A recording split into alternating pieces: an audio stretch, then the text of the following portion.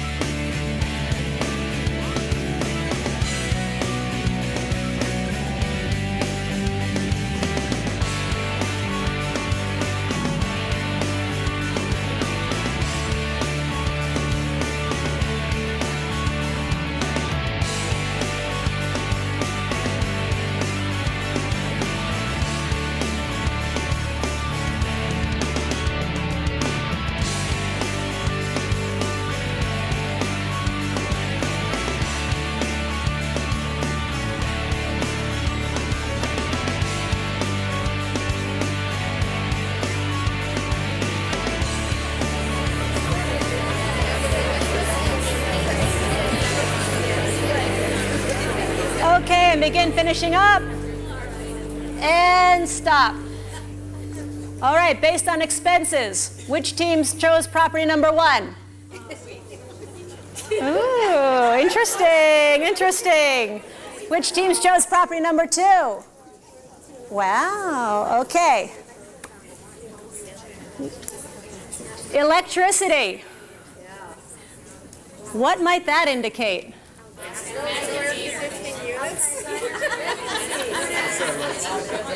I heard it over here. It's called master metered. What master metered, you have to check it out, but what master metered means is who pays all the electricity? The owner or the landlord. The owner or the landlord pays all the electricity. The tenants do not pay the electricity. Okay? Now, how might that be an opportunity? How would you change it? Make them pay for it. You can do that. You can actually divide it up so the tenants pay. There are companies. You don't actually even have to put meters on every unit. There are companies that will come and divide it up for you. Now, you got to find out if that's doable. Maybe in that neighborhood that won't fly, but maybe it will. So master meter property could be a big opportunity. Okay? You got to weigh it out. How many people think the manager in property number 1 is making way too much money? How many people think the manager in property number 2 is not making enough money? Okay. Property number 2 has a high vacancy rate, not great tenants. Maybe you're getting what you paid for. Pay your managers well if they're doing a good job. It will increase the value of the property, make your life so much easier. And again, you've got to find out what is acceptable and look for good property managers. Okay. So, you can see which way this is going. All right, we're talking about painting and carpet cleaning. What do those numbers indicate? Turnover. Your greatest expense is what? Turnover. So property number 1, they're doing a lot of cleaning on their units. That means they're having a high turnover. So even though there's a 30% vacancy, there's actually even turnover on top of it. So that's definitely a problem property. Can you fix the problem? We'll see. Okay.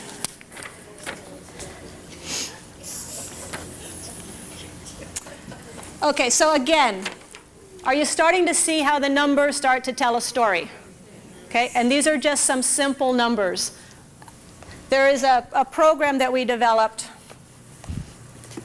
called 6 Steps to Becoming a Successful Real Estate Investor. If anybody's interested, we go a lot more into the in-depth analysis on how to analyze a property, due diligence checklists, everything that you need to look at when deciding whether to purchase a property or not. There's actually a spreadsheet that you can plug in your numbers to and figure out your cash flow, your return on investment, all of that. So 6 steps to becoming a successful real estate investor. Quick little commercial plug. Okay, now, property number 1, who's still interested? Okay, property number 2, who's interested? Who has no clue? All right, hang in there. We're going to go now to the debt section, the financing section. So I'm going to give you about a minute to look it over and decide, do I want to go after property number 1 or property number 2?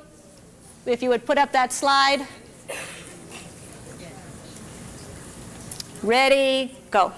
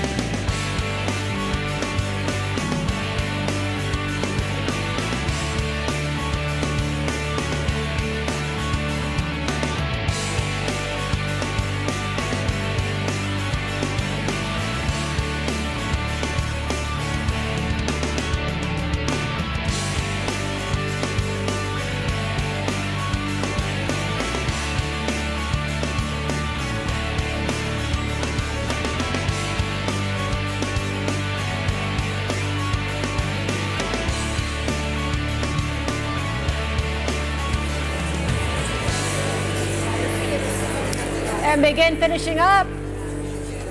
And stop. Which team has that winning feeling? All right. All right, you got that winning feeling if you're watching on video? I hope so. All right. Property number 1, who says yes? Yes. Okay, you're liking it. Property number 2, who wants that? Woo-hoo-hoo, got a lot of property number 2. Who still has no idea? Okay, property number 2, new financing, 20% down payment, loan of 5.5% interest, pretty straightforward, pretty nice financing, right? Okay. Property number 1, they're asking for 30% down, so you're going to have to come up with a little more money, and it's an assumable loan at 9% interest. What does assumable mean?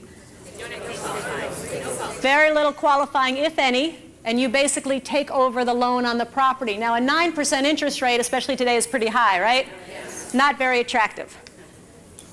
Do all assumable loans have to be assumed? No. What if you got new financing? Yeah. 5% interest, 5.5% interest? Right. That would make the value of your property do what? Go up. Make your cash flow go what? Yeah. Go up. Great.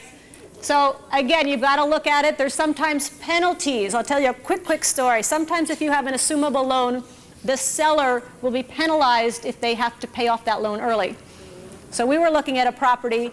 It actually had a penalty for the seller to pay off their property of $1 million. $1 million it was going to cost him. And so we're like, well, so everybody walked away from the deal. They all walked away from it. And what happened is we went in and we got our loan that we needed at 6%. And then we looked at this other loan and we're like, I'll tell you what, we'll take it over. You loan us some money. We won't pay it off, but you loan us at 0% interest. So you're not going to have to pay the $1 million, but you're going to loan us the money at 0%. Does that make sense? Okay, so we've got the 9% assumable, and he's loaning us a second at 0%. So our blended rate was about 6.5%. Does that make sense? Okay, so there's always ways to be creative to do these deals. There's always ways. Everything is negotiable. And what I'm finding now more and more is a lot of the answers are in the details. So for example, another property we looked at, it had an assumable loan on it. And the loan was going to be, it was at like 9.5%, but it was going to go through the year 2012. So it made the property very unattractive. It didn't cash flow because it was such a high interest rate, big debt. So as we're reading through the fine print, my partner points out, he's looking and he's making phone calls, and he found out there was a typo on the pro forma. You got to do your details. You got to do your research. When he went back and looked over the loan documents, he found out we could pay off that loan in 6 months and not assume that rate. So of course we extended the closing for 6 months, then put new financing on it, and the property makes perfect sense now. Make sense? Okay. So sometimes it's in the details. All right, so we've got income, we've got expenses, we've got debt. Where's that winning team? Where's the winning team? Okay, let me see those dollar bills. At home, put up your dollar bills, all right. Okay, which team chose property number 1 as the one they're going to pursue? Great. 1? Okay, who chose property number 2? Okay, and the answer is? It depends.